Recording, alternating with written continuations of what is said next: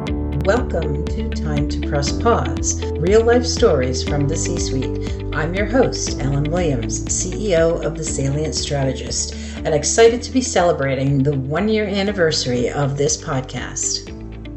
I'm thrilled to have Kim Poulos Lieberz as my guest, and we explore how sometimes it's not so easy to take a pause.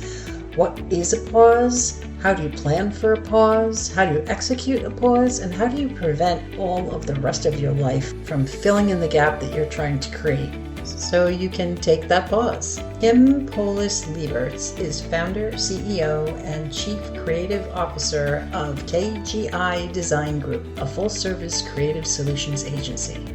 Her specialty is out-of-the-box creative thinking, which has led to successful branding and marketing solutions in a variety of industries, universities, and not-for-profit organizations, including distinguished events for the American Cancer Society. Kim also works with newly emerging companies to find their voice and brand look. Kim regularly gives back to the community, donating time, and as a founding board member of the 501(c)(3) Designing Givers, Kim is helping raise funds for Feeding America along with the interior design community. In 2022, she was honored as a Woman of Distinction by both New York State with Assemblyman Michael Durso and the town of Oyster Bay. Welcome, Kim, to Time to Press Pause. Thank you, Ellen, for having me today. I'm a little nervous, but excited to be here. I really hope that this is enlightening to other people as well as to myself on what is, pressing pause. Well, I personally have no doubt that you have the depth of knowledge that will make a great conversation rather than the normal format for Time to Press Pause, where my guest usually tells a press pause story. Today, Kim, you and I are just going to chat about pausing. What does pressing pause mean? How do you get to press pause? How do you create a pause in a life that can be full of to-dos and not a lot of downtime? What are your thoughts on what pressing pause is all about and how you can get there? Well, it's very interesting because I know we did speak a little bit about this prior, and I mentioned it to a colleague that I was doing this podcast, Time to Press Pause. And he said, well, what does pause mean? And I said, well, that's a very, very deep question. And I think it means different things to different people. And as we had mentioned, is a pause a time in the day where you have a meeting scheduled and it doesn't happen and you have a spot to breathe, which actually happened to me today. I had prior to this, a webinar that I was going to attend at 1:00 today. And I was all set to do that this morning. And then I realized when I got the link, it was 1:00 on the 29th and it's Central Time. So not only is it not today, I'm on Eastern Standard Time. It's at 3:00. All good. So what could I do with that 1 hour? Now I gained an hour. Is that a pause? Because in essence, to me, it was a micro pause. I got to eat lunch and not be on a webinar. I got to eat lunch and kind of sit and make some notes about things I had to do. So that could be a pause. On the flip side, the grander things is I do see many posts from people in the design and creative industries seem to be really resonating with this right now. I know there was a session in Cannes for the Lions Awards. I believe it was last year where a college friend of mine spoke on the art of the pause, just taking that time, especially for creatives, and I'm sure all industries, but I'm speaking as creative, that you need that time to rejuvenate and refresh and stop and take a look at what's happening in the world. So whether that is leaving your industry, going on a sabbatical, what does that look like? That's a kind of a greater pause. And for me, I am so intrigued by that and I love the idea of it. But how do you fit that into an already busy business owner's schedule? How do you validate it? You made a couple really interesting call outs there. You talked about micropause, which happens with, hey, I got an hour back in my day, so I get to decide what to do with that. And eating lunch is always a good choice. But an undisturbed lunch, like a more peaceful lunch, which doesn't always happen to leaders and Yes. entrepreneurs. And then you talked about just leaving the industry and taking a sabbatical. So you're definitely on both sides of the pause spectrum. I think the way you've queued this up. Let's talk about something in the middle. I'm certainly not in a position to take a sabbatical, and I'm not sure that you are, but I do think there's validity in taking more than an hour to think things through, to reevaluate. I'm going through that process even with my own business. To your last point about validating the ability to take a pause, what are your thoughts about validation of a pause? I think that is ingrained in me that it's selfish or that I'm not giving my all to the business or to whomever I'm supposed to be supporting. I am a mom. I have two boys. They're grown, but they have their own life challenges that they bring to me. I have a husband, so that has comes with its own challenges. My husband, he's lovely and he does everything for me. So really, I shouldn't say that they're a challenge, but there are things that you have to take care of. And then I have a dog that requires care. Sometimes you feel a little selfish that, oh my gosh, I need to stop. But I think it does go back to, and I try to look at it like this, it's the oxygen in the airplane. They say you can't help anyone else if you're passed out. So when that oxygen comes down, before you put it on someone else, put it on you, breathe, rejuvenate, be healthy enough to help someone else. I have to consciously think that. It just doesn't necessarily come naturally. Yeah, I've heard that on some of the other interviews. And it is that I have other people to serve, I have things to do. How can I take time for myself when all these things need to be done? And to your point, and I totally agree, if you're not finding or making the time for yourself, how do you maintain a healthy outlook and personal health to be able to help everyone else? But I also heard, and this plays into the pause, we talk a lot about leaders and pausing, and everybody has the rest of their life to deal with. So it's not just, oh, my business, I'll take a pause and that's it. No, you start pausing around your role in your business. And I've experienced and I've heard it kind of gets filled in with other stuff. This is maybe nothing to do with the pause, but I'm going to bring it up anyway. So I worked from home for 17 years. I started my business. I lived in Levittown. I live on Long Island, and I lived in a Levitt house, very small, had a little tiny room. And I ran my business out of that room for many years, about 10. Then I moved to Farmingdale and had a basement and multiple workstations and had people working with me in the basement. I never felt real. I guess I have a lot of validation issues, but I never felt real. So I saw a sign for office space and I said, I'm going to take it. And if I make it 1 year, I'm real. I'm a real business. So I take the office. I move all the stuff out of my basement, 3 workstations, a conference table, everything. And then in a blink, it filled in with basement stuff. So I feel like it's just like life. Like you try to clear out this space and somehow it just fills in with this other things. Things fill in. It just happens.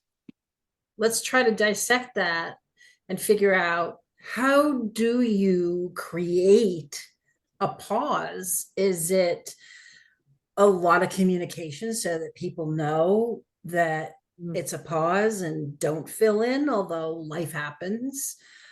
Or is it really just needing to shut yourself out from everything and go somewhere? Is that a true pause? But then these micro pauses, do you find that a micro pause is enough to rejuvenate you to keep going? I think sometimes it has to be, and you have to do it. It has to And one of be. the biggest, I'm going to show you the biggest pause interrupter. Boom, boom, boom. This The is the cell phone pause one. interrupter of life. It follows you everywhere. It goes with you. No, that's the number one thing. So yesterday I had a busy day coming off this busy weekend. It was really chilly here in New York, and I was out at a funeral in the morning that I was like, I'm not going to go, but I really felt I should go because I want to make time for the important things. So even though I was working, I said, let me carve out time for this. And I came back and I said, I need to rest. I just need to rest. And I sat down and I was like, oh, where's my cell phone? And I said, I don't care. I'm not going to look at it. I'm not answering a text. I'm not answering a call. And anyone watching this knows I already don't answer a call. I think I have over 100 missed calls on my phone, but I'm not answering a text. And I had a little pang of guilt. And then I said, I'm not going to worry about it. And I took my rest. And then I felt rejuvenated enough to get through the rest of the day and do all the things I had to do. Being intentional. I lost my mom in June, and I was her main caregiver, and she's a town over, so I could be there as much as she needed. We took care of all of her finances. We took care of all of her medical needs and hospice. And if anyone needs help with that, give me a call. There are so many little things to think about. We got through it, and then my mom passed in June, and I said, okay, now I can I can pause. I didn't say the word pause. I said, now I need to go to a spa for a week. And my husband said, where are we going? I said, oh, no, not you. Just me. I'm going by myself. My friends were like, oh, that sounds good. I'm like, no, I just want to go by myself. But then we got wrapped up into, again, things filling in. So now we had to clean out my childhood home and get that prepped for sale. Meanwhile, I also, the whole time my mother was ill, I have an amazing staff. They stepped up incredibly. If I couldn't be here for something, if I needed someone to handle a meeting, if I needed a proposal to go out, they really stepped up. So not only did we get new clients during this difficult time for me personally, but we were able to increase revenue.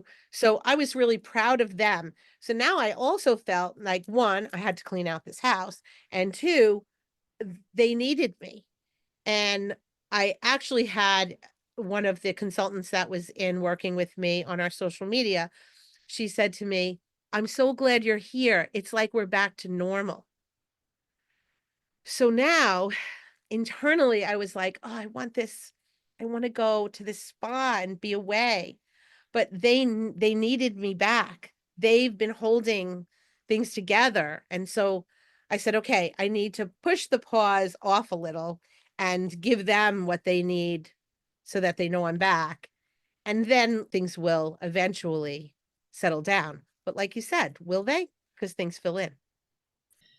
It's a tough road to expect things to settle down in order to pause. I think once you realize that you do need a pause, there's a proactive effort required to get that pause and to clear things out, regardless of how long it is.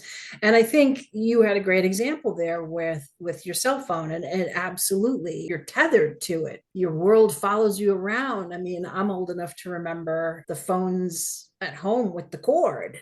Me too. Not only the wireless ones, but the one like I couldn't leave Yeah. the kitchen to talk. And Rotary. well, I wasn't going that far back, but yes, rotary. Yeah, I had rotary. Yes. So, but when you walked away, that was it. The phone wasn't coming with you. People couldn't reach out. I mean, I remember before answering machines. I Like was if just you going to say weren't that. there, you right. And now we have the opposite. There's no getting away from it. And I think you made a great point where you said, I need to rest. So there was a pause, but that was a very intentional pause. I need to rest. And I'm putting my phone down and I'm not going to worry about it. So disconnecting, getting off the grid is an important element to, I think, a true pause. Otherwise, you're filling it in yourself. Oh, I'm going to Yeah, pause. Where's my phone? right. There's always something to fill it in with. Being intentional, I think, is extremely important. So now, if somebody gave me a little bag that said, adulting is saying over and over again, things are going to get easier next week. It doesn't. It just keeps going and going and going. There is also an expectation nowadays that wasn't happening during the time of the, rotary phone or the wall phone or whatever before answering machines, that you got back to people when you got back to people. Now, people are like, I just texted you. You didn't text me back. I'm like, Right. oh my gosh. Or Instagram, like, you didn't post the picture. You didn't post the picture. I'm like, yeah, I'm not so Insta on the Instagram. I would like next day Graham. I'm all for Next day, Graham. next day That's Graham. perfect. When I get to it, Graham, because I'm definitely that person that's taking pictures at every event. And I always love taking all the pictures. And people will come up to me and, oh, can you send me that? I'm like, yeah, I'll send it to you. And I recently had someone come up to me 3 times during an event. You didn't send it. You didn't send it. I said, well, I'm still here at the event. I'm still enjoying. I'm trying to capture what's happening now. Like, I'm not on like sending you pictures so that you could post them. The instantaneousness of life and people expecting things to go so fast, I think also affects our ability to pause. And that's exactly what inspired this podcast. When it's just moving so fast that it's time to press pause. I started this podcast a year ago, and I was actually inspired to start this podcast in the beginning of 2020 when I was walking to a client and I just saw the world going so fast. And I said, you know, we need to press pause. I think I'm going to do a podcast. And then COVID came and the Mm. whole world pressed pause. And so I didn't follow through. But this time last year, things were getting back to normal, whatever normal looks like on the flip side of COVID, but things were ramping up again. And I was feeling a bit stressed and pulled in a bunch of different directions. And I said, okay, I'm back to that feeling. There really is a need for this conversation, that it's okay to press pause. And it's actually recommended, and it's time to press pause. And how do you identify that? And then to our conversation today, how do you actually accomplish it?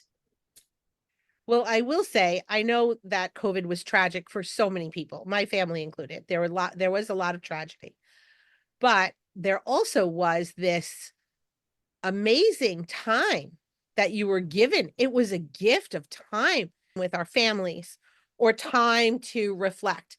Now, for me, business wise, I had worked from home for 17 years. We didn't pause at all in terms of business. We were busy because now people needed to put out COVID messaging. And from my work standpoint, we were busy the whole time. Everyone brought their computers home. We didn't miss a beat work wise. But the time with family was something that I think I don't know if that will ever be able to be replicated. I agree. And I appreciate that not everyone went through that gift of COVID during COVID. Once we came out of that, it didn't take too long for things to ramp up and get busy. And I don't know if that's because people were missing that, or that there was a lot of things that needed to be caught up, or just everyone wanting to see COVID in the rearview mirror and just back to life as usual, so to speak. But life as usual does not have to be 100 miles an hour. And I think that we do this to ourselves without really even realizing it. We're our own worst enemy. Do you remember when on Sunday, nothing was open? You couldn't get Yes. anything. And so to some degree, it's inconvenient. We can't go shopping. We can't go out, or I can't do this because nothing's open. So I can just, spend time with my family. But now you can go shopping, in New York 24/7. Pretty much anything you need is something is open. On the one hand, we want this simpler life or this pause ability, but then we also allow all these other things to happen so that you almost can't do it. I thought you were going to say we want this simpler ability to pause, but we don't want to lose the convenience Oh, of yes. of how life has evolved. Yes. Like I want to pause, but I still want to be able to go and get an ice cream sundae at, Right? You don't want anybody else to pause during Yeah, your yeah, pause. yeah, yeah. You got to That's be there funny. for me.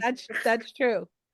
As a business person and a creative, and I was just talking to my coach about this today. I'm feeling like I cannot make decisions that are based on what's actually happening because I'm making so many decisions based on putting out a fire, where I need that time to stop now and say, hold on, what are we doing? Why are we putting any energy towards this? It's not profitable. Or why aren't we putting energy towards this? It is profitable. And I'm supposed to be the one that's doing that. So I said to my business coach today, I said, we're investing in another area of our business, and I feel really good about it. And I said, I think this is the things I'm supposed to be doing. And he's like, yes, Kim, they are.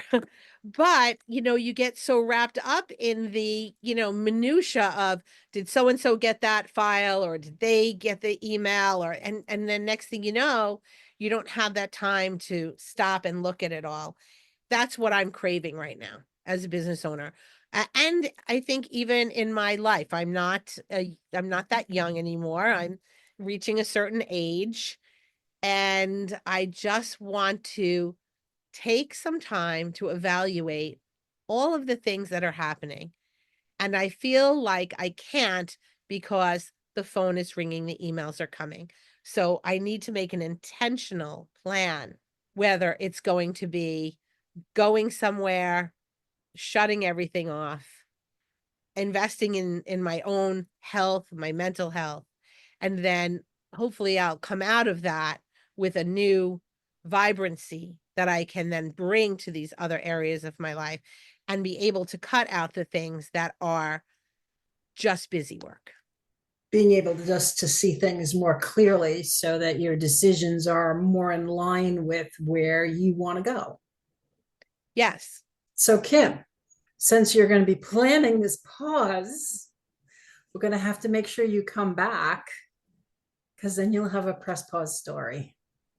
I will, because I have a couple of ideas. So if anyone has any great spots I should go, I am looking for some place where I can go for healthy eating, time to be alone, and really look. I need that bird's eye view because I'm stuck in the Yeah. weeds. I need a schedule of freedom. What am I gonna not be doing? And what do I want to achieve from this? The purpose of a pause is individual. It's not pausing everything and doing nothing, although that can be a pause.